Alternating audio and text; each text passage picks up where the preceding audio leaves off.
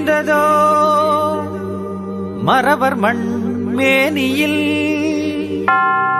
பூமியும் சிவந்ததோ செங்குருதி தெரித்ததா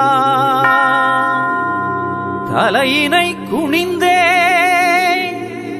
தாழ் பணிந்தீரே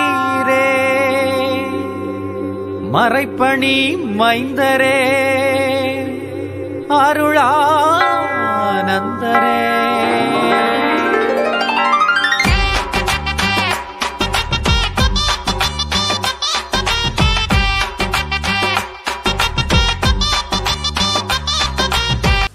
வீரமும் கோபமும் மட்டுமல்ல, தியாகமும் சேவையும் கூட இந்த மண்ணின் அம்சம்தான்.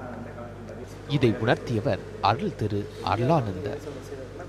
கரிசல் பூமியான ராமநாதபுரம் மாவட்டத்து மண் செம்மண்ணாக சிதறி கிடப்பதின் காரணமே அருள் திரு அருளானந்தம் செய்த தியாகம்தான் என்று சொல்கிறார்கள்.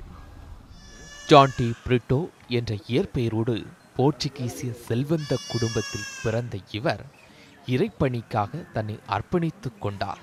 அதன் ஒரு அங்கமாக இங்கு வந்தவர் மதுரை, ராமநாதபுரம் பகுதிகளில் பணியாற்றினார். அப்போது தமிழ் மேல் கொன்ற பற்றினால் தன் பெயரை அருளானந்தம் என மாற்றிக்கொண்டார்.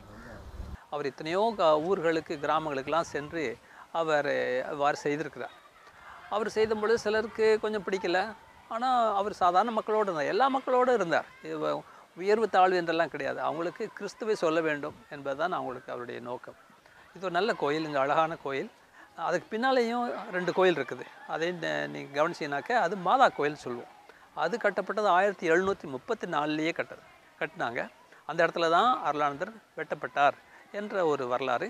அதனால் அந்த இடத்துக்கு ஒரு புனித இடம். தன் இறைப்பணியின் ஒரு பகுதியாக நோயுற்ற சிலரின் துயர் தீர்க்க அவர்கள் கிறிஸ்தவத்தை தழுவினர். அதனால் ஏற்பட்ட சச்சரவில் ராமநாதபுரத்தை ஆண்ட கிழவன் சேதுபதி அருளானந்தரின் தலையை துண்டிக்க ஆணையிட்டார்.